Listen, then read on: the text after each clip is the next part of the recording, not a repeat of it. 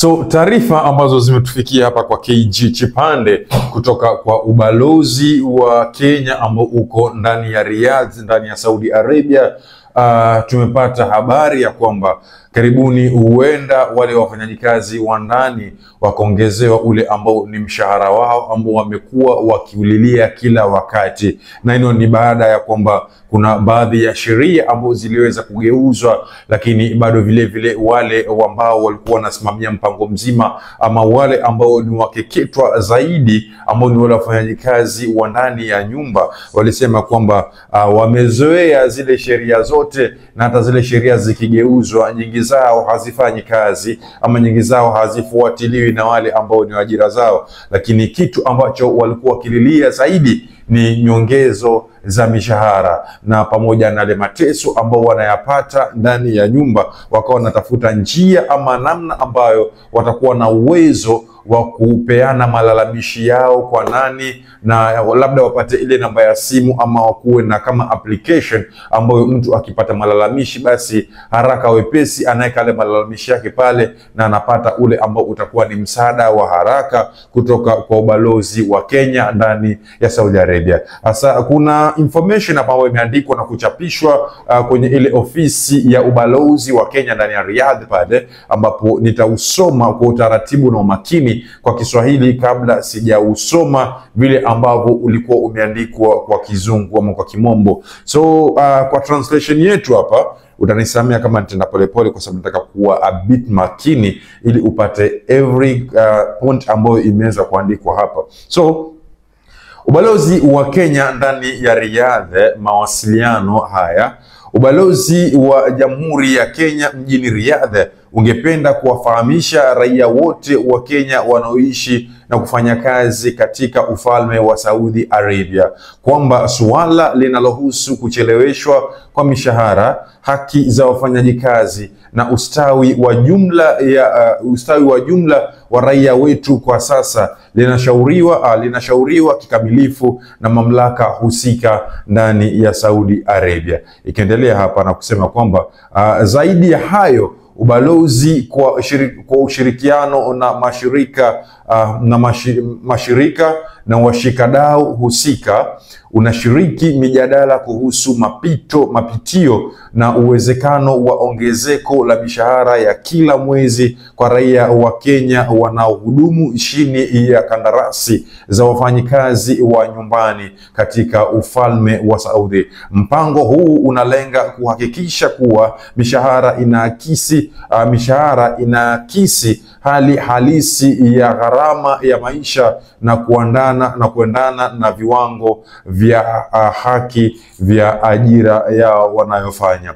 Tunaomba uvumilivu na ushirikiano wakati wa mazungumzo haya yalipopangwa yanaendelea. Ubalozi unasalia na nia thabiti ya kulinda utu, haki na ustawi wa raia wote wa Kenya ndani ya ufalme huu hapa. Tunakuhakikishia kwamba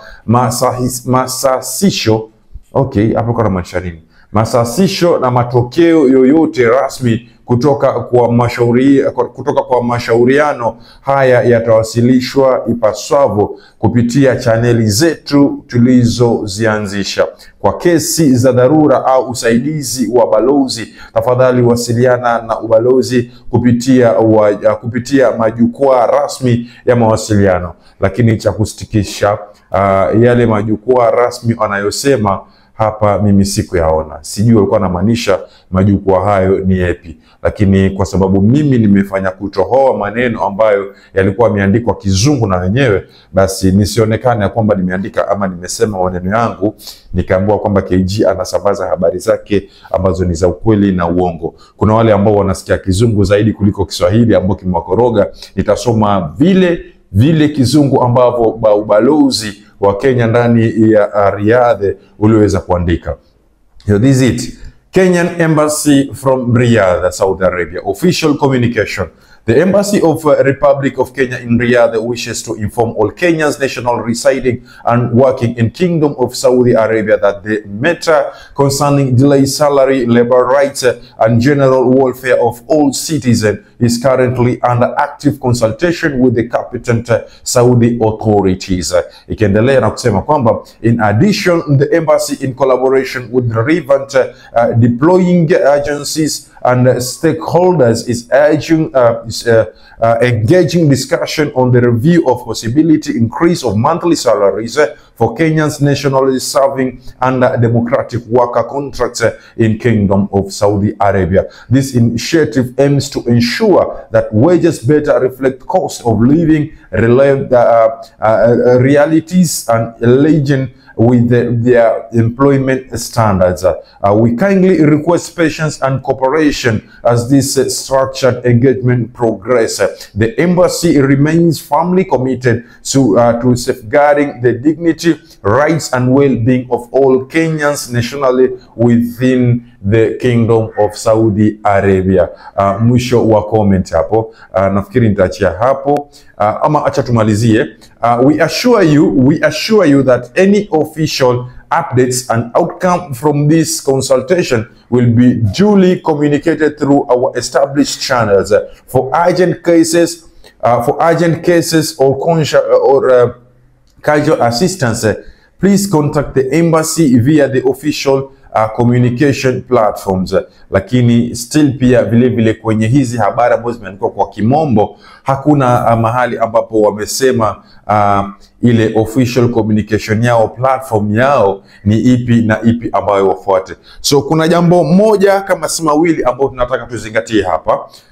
Jambo la kwanza litaongelea kuhusu mishahara ya wadada zetu ambao wanafanya kazi ndani ya Saudi Arabia. Mr. Kuficha, I have some experience of some of the ladies from Saudi Arabia who are really working inside the houses who are complaining that they are being paid the same salary of 900 for almost 10 good years. Takriban miaka 10 mtu analipwa mshahara ule ule, aende nyumbani arudi zake kutoka vacation, mshahara ni ule ule, anaahidiwa kwamba ataongezwa, lakini kila siku pesa ni ile ile. Just the other day kuna msichana mwingine aliniomba kama ushauri ule, kwa sababu alikuwa ametoka kwa nyumba na akaambiwa ende zake vacation Kenya, that is.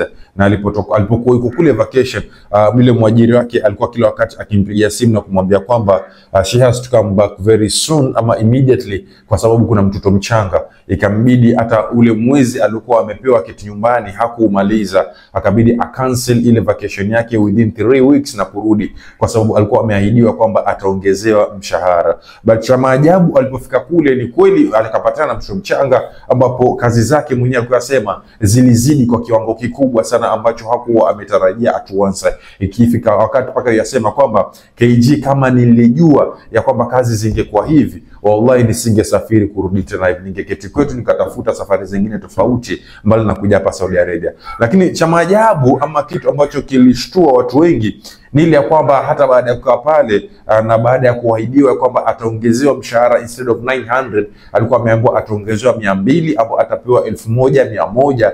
Hiyo pesa ilikuwa kama ndoto. Mwezi wa kwanza, wa pili, wa tatu, msichana akawa analalamika, but kila akilalamika anaambiwa ya kwamba awe deal tu na mtoto, vitu vingine viache vile vile, tutatafuta mtu mwingine, lakini pesa yako tutakuongezea as time goes. As time goes ilienda mpaka ikafika miezi 7, msichana hajaongezewa pesa na akaamua kwamba liwe litakalokuwa hatafanya kazi yoyote, ili mradi wakasirike tu wamwachilie arudi zao nyumbani. Lakini Mwarabu ni nani naye? Mwarabu hakumwachilia huyu msichana, instead alimchukua na kumpeleka kwa mwajiri mwingine ili enda akafanya kazi kwa mtu mwingine ambaye ni wa familia. Na kwa sababu msichana alikosa usaidizi kwa ule wakati, basi hakuwa na namna na hakuwa na usaidizi wowote kwa ule wakati, wala hata communication alikuwa amenyimwa by that time, na ikambidi maskini akaamua kwenda fanywa kijipunda kwenye familia tofauti na kulipwa pesa ile 900 ambayo tayari alikuwa ameikataa. So you can imagine how these people are really suffering sometimes, ama how these Arabs